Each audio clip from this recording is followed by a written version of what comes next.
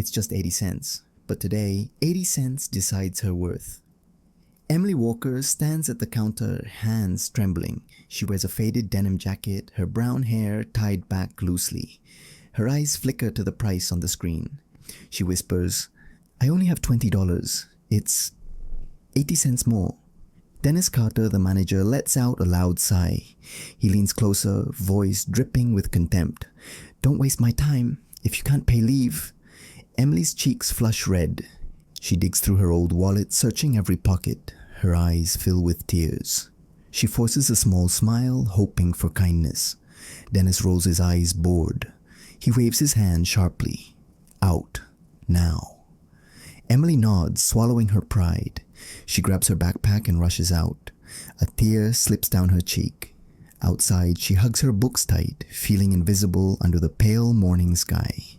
People think leadership is about big speeches. Rick Coleman knows it's about quiet observation. He steps into the store wearing a tweed jacket and an old gray hat. His silver hair peeks out under the brim. His brown eyes scan the aisles, calm but sharp. In his hand is a worn leather notebook. He watches Dennis Carter behind the counter. Dennis is laughing with a man buying expensive headphones.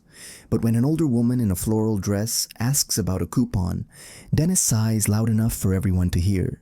"Ma'am, if you can't follow simple instructions, maybe online shopping is better for you." The woman's smile fades. She nods and steps away. Rick's gaze hardens. He writes one line in his notebook, "Measure profit by kindness and not dollars." He closes the notebook, his jaw tight. Then he steps deeper into the store, blending in like any other customer. Rick walks up to the counter. He places a small note on the glass. "Excuse me," he says softly. "Do you have any books on existential philosophy?" Dennis looks up. His smile fades. He scans Rick's old jacket, his hat, the lined face beneath.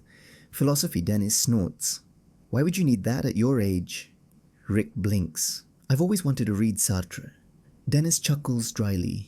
"Yeah, okay. Self-help books are on aisle 4. Might be more your level." Rick's eyes narrow, but he nods slowly. "Thank you." Dennis rolls his eyes and turns away to check his phone. Rick clenches his notebook tighter. Around him, customers browse quietly, pretending not to notice. Rick breathes out, feeling a tightness in his chest. Leadership, he thinks, begins by seeing what others ignore. A quiet voice comes from behind Rick. "I can help you find that book, sir." Rick turns. A young clerk with warm brown eyes smiles at him. His name tag reads, Marcus. He looks barely 20, with short curls and calloused hands. "You're looking for Sartre?" Marcus asks, tilting his head. Rick nods. "Yes. Existential philosophy." Marcus's eyes light up. "I love his work. He helped me understand my dad more before he passed." Rick pauses. "Your father passed away?" Marcus nods, swallowing. "Yeah, last year.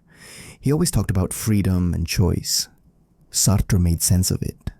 Rick feels something shift in his chest. He studies Marcus's gentle smile, his quiet strength. "Thank you," Rick whispers.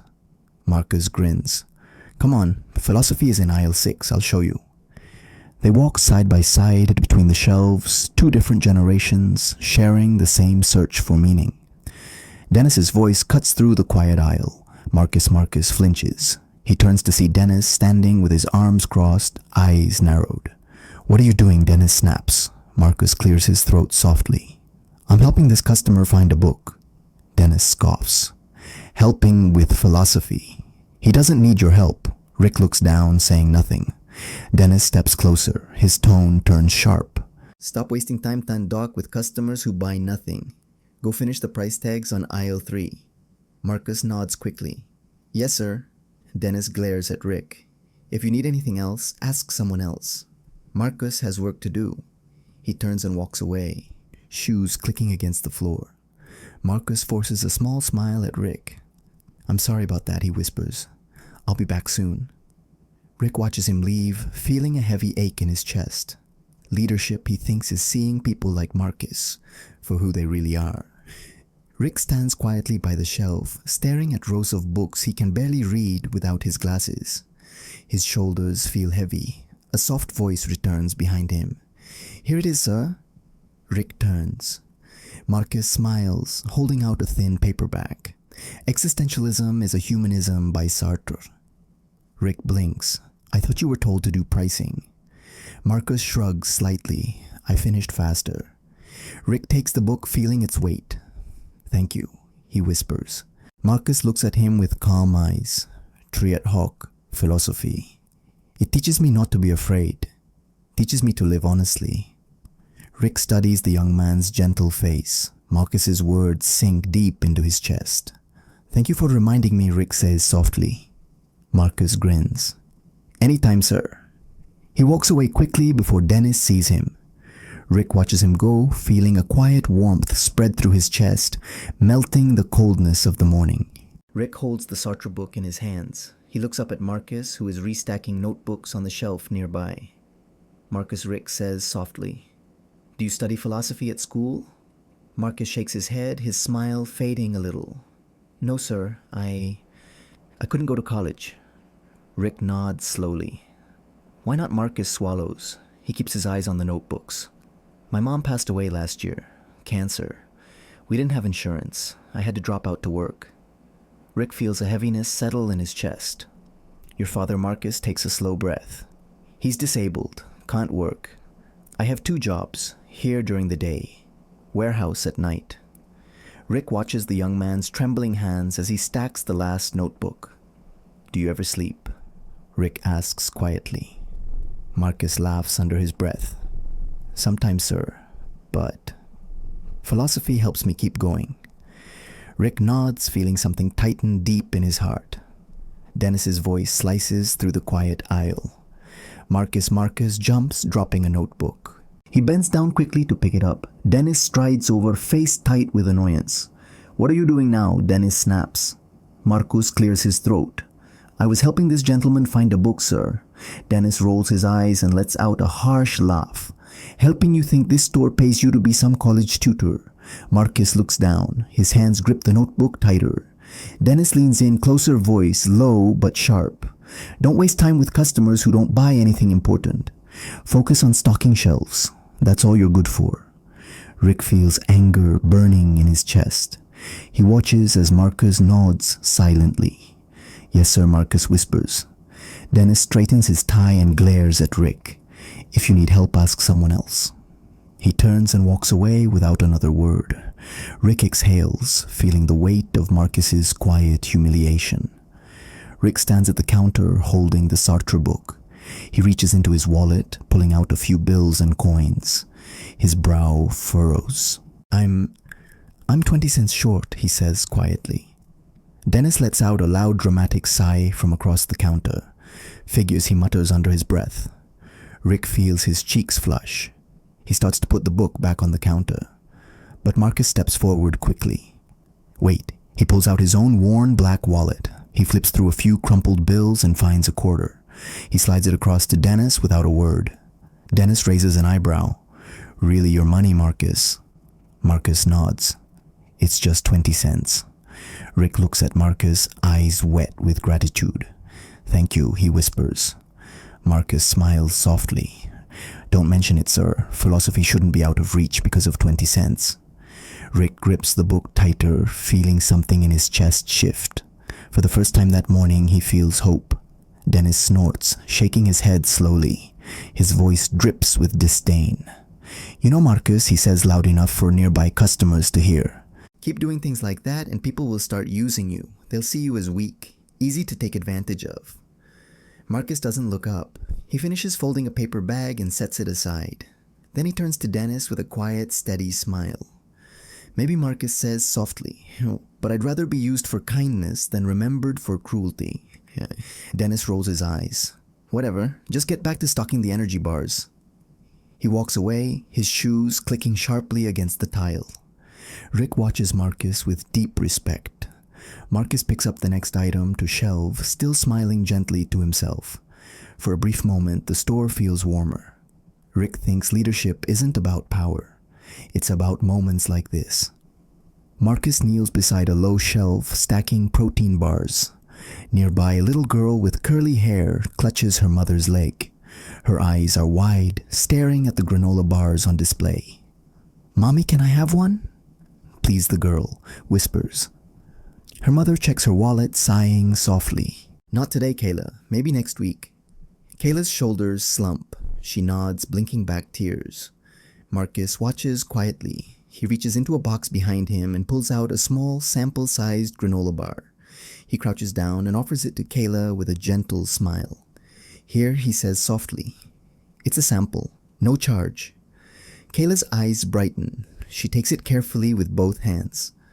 "Thank you." Her mother meets Marcus's gaze, eyes shining with silent gratitude. "Thank you so much," she whispers. Marcus smiles, nodding. "Have a good day." Rick watches from across the aisle. His chest tightens. This is what leadership should feel like, he thinks. Dennis grips Marcus by the elbow and pulls him behind a tall display shelf. His eyes are cold, his voice sharp. "What do you think you're doing?" he hisses. Marcus blinks. I just gave her a sample bar. It was going to expire soon." Dennis's lip curls. "That's not your call to make. Every cent counts." "You think giving away food makes you some kind of hero?" Marcus stays silent, staring at the floor. Dennis leans closer, his breath hot with anger.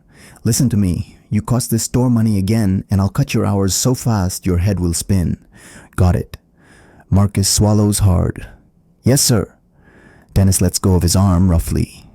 "Get back to work, and stop pretending kindness pays the bills." Marcus nods, forcing himself to breathe steadily. He picks up an empty box and walks away. Rick watches from the end of the aisle, his hands curling into fists. Marcus walks back to the shelf, his shoulders heavy.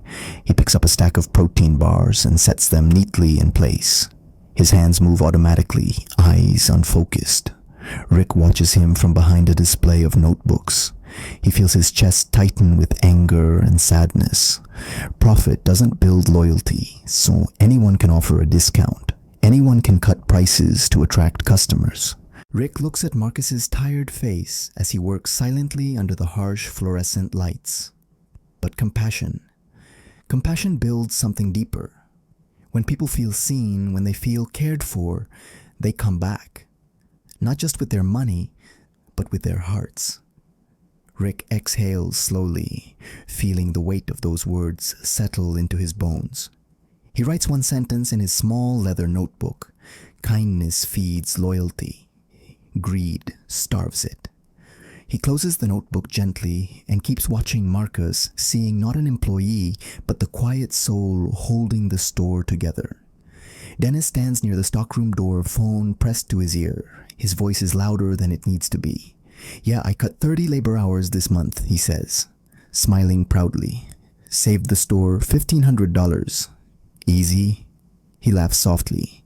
"No, they didn't complain. They're lucky to have jobs at all." Marcus walks by with a box of cereal bars, eyes on the floor. Dennis watches him for a second, then turns back to his call. "Yeah, he's a good worker," Dennis says with a shrug. "But he wastes time helping customers with dumb questions. If it keeps up, I'll cut his hours too." He listens, nodding slowly. "Exactly. Numbers matter. Loyalty doesn't pay bills."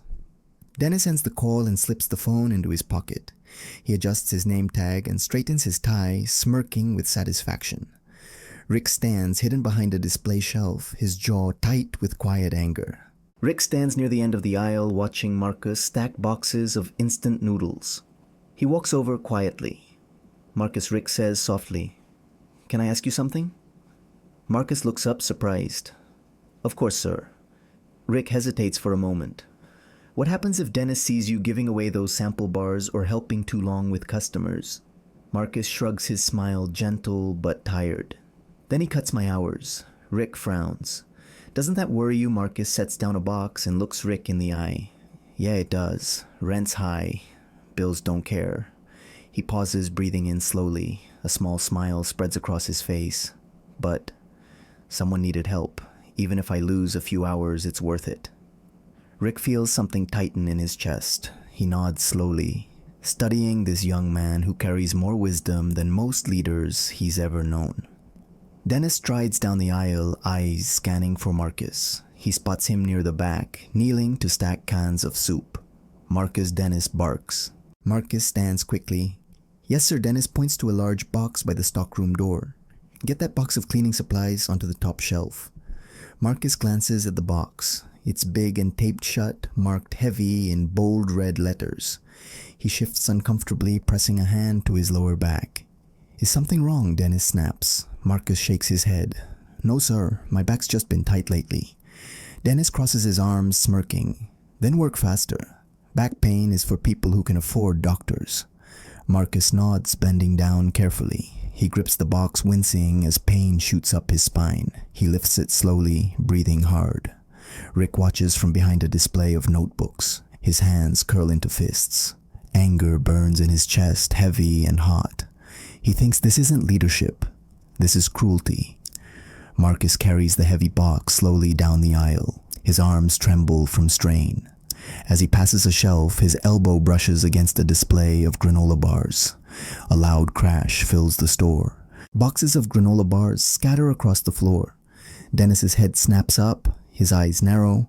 He stomps over, voice booming. What did you do, Marcus?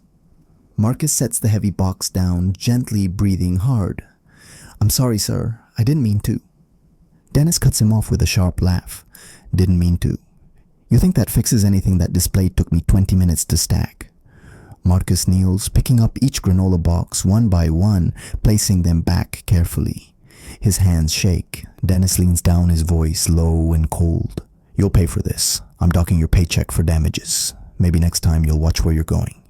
Marcus nods silently. He keeps his eyes down as he picks up the last box. Rick watches from afar, his chest heavy with anger and quiet sorrow. Marcus places the last granola box back on the shelf.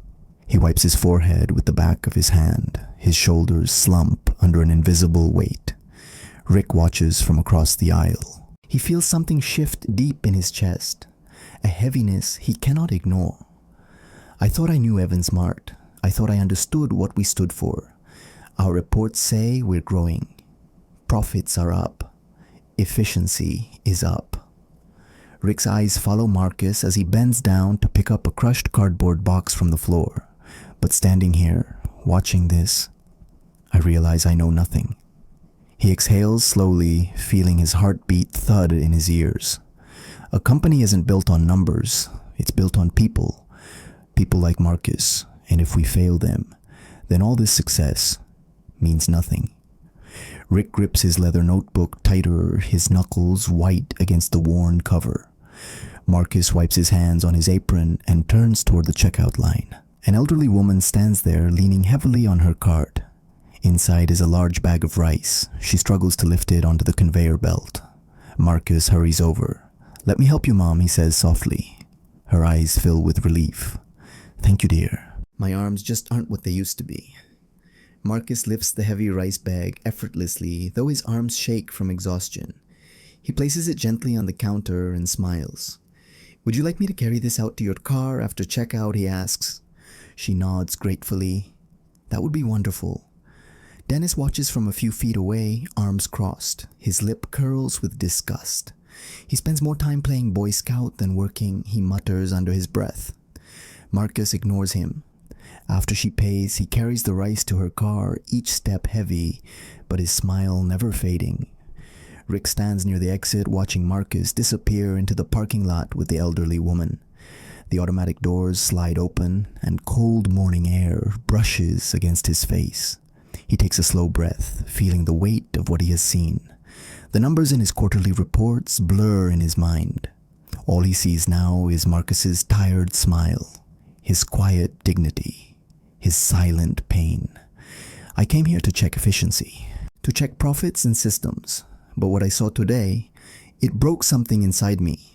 He looks back one last time at Dennis, who is now tapping his phone, ignoring customers waiting at the counter. Rick clenches his jaw, resolve hardening in his chest. Tomorrow his voice whispers softly. Tomorrow I'll show them what leadership really means. He steps out into the morning light, his mind clear and his purpose set. Marcus pushes the empty cart back into its slot. He wipes his forehead with his sleeve, feeling sweat and dust mix on his skin. His phone buzzes in his pocket. He pulls it out and sees a text from his neighbor. Your mom's prescription is ready. They won't hold it past tomorrow. It's $120. Marcus's heart sinks. He scrolls up, rereading old messages about overdue bills and late rent notices. His thumb trembles. He exhales slowly, blinking hard. The edges of his vision blur as tears fill his eyes. He quickly wipes them away, glancing around to make sure no one sees. He types back a short reply. "Thank you, I'll figure it out." He locks his phone and slips it back into his pocket. His chest feels tight. His shoulders sag under an invisible weight. Taking a deep breath, he forces a small smile onto his face. Then he turns back toward the store, ready for his next task. Dennis stands near the front counter, sipping coffee from a white mug with Narker 1 Manager printed on the side. He glances at the clock on the wall and smirks. "Listen up, everyone," he calls out, his voice echoing down the aisles. Marcus looks up from where he's stacking paper towels. Other clerks pause their work to listen. "Corporate says the big boss is visiting today," Dennis says, puffing out his chest. Rick Coleman himself. He chuckles under his breath. "Don't worry, just keep doing what you're doing. I'll handle him."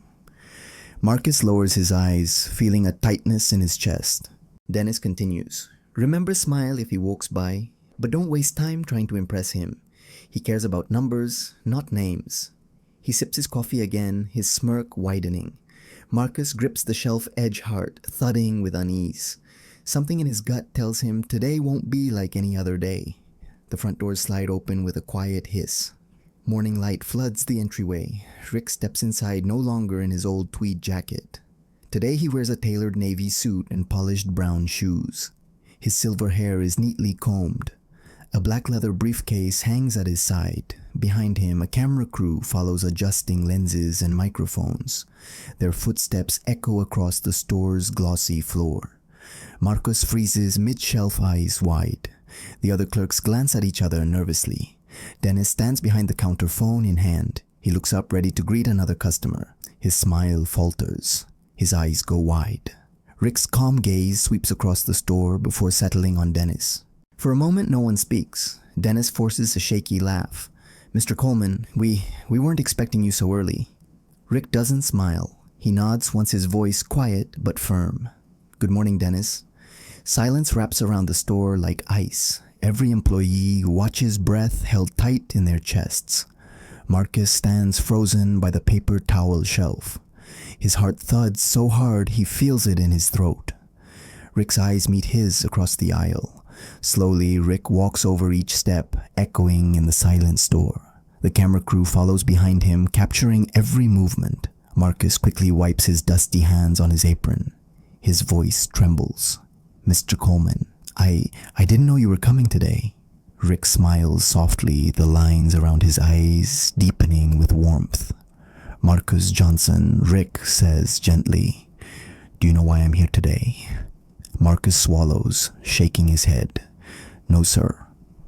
Rick nods, his voice quiet but strong. "I'm here because of you." Marcus blinks rapidly. "Because of me?" Rick's gaze is steady. "Yes, son, you are the reason I came today." Marcus's chest tightens. For a moment, the noise of the world fades away.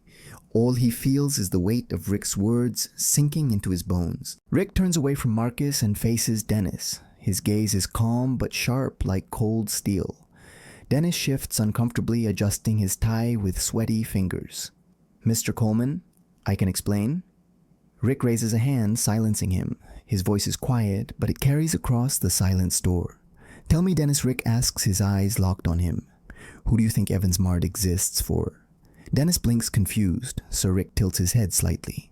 "Does this company exist for numbers? For profit sheets? For your monthly savings reports?" Dennis opens his mouth, then closes it. His jaw tightens. Rick continues, his voice firm and clear. "Or does Evans Mart exist for people like Marcus? People who hold this place together. People who treat customers with kindness when no one else will."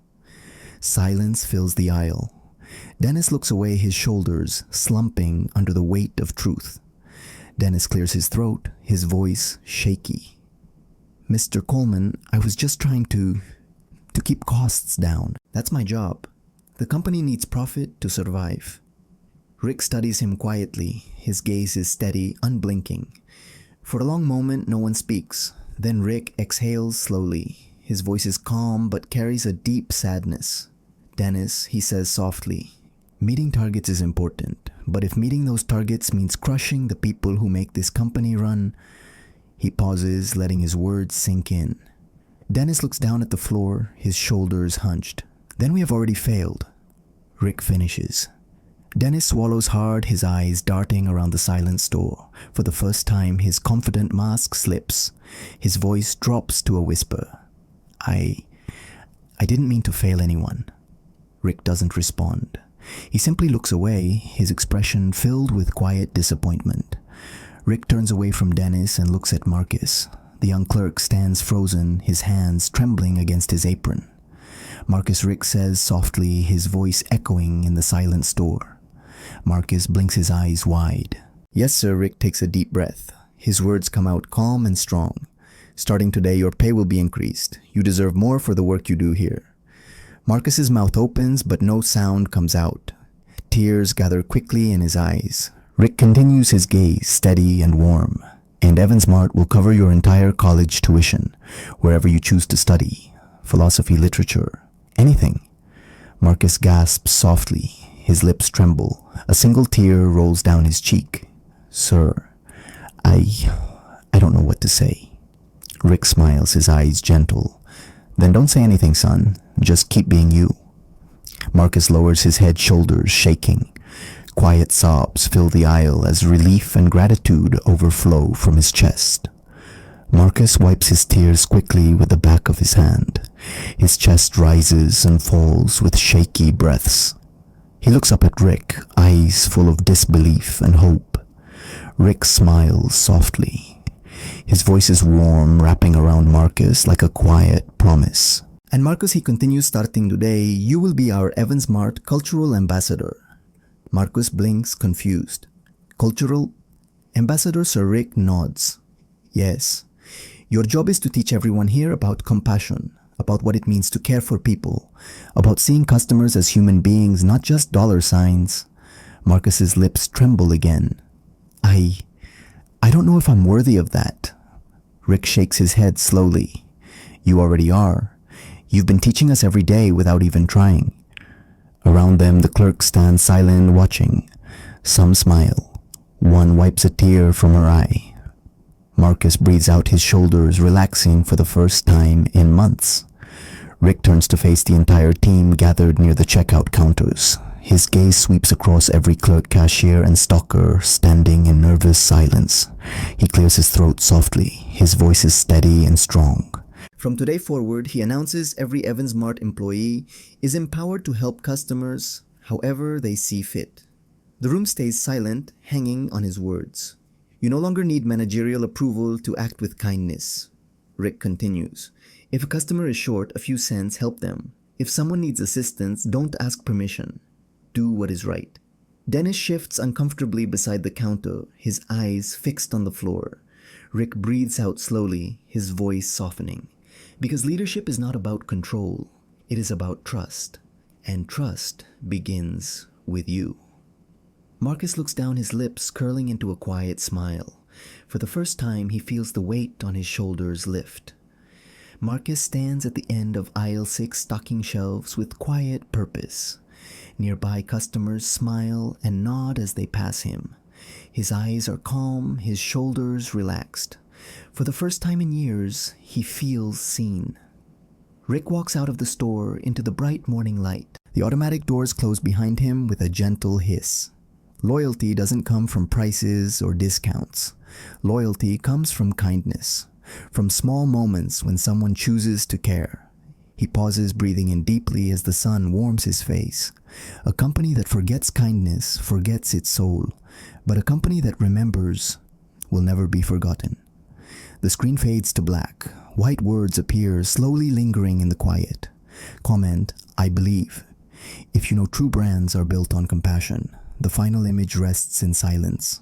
Marcus smiling as he helps a little girl reach a box of cereal.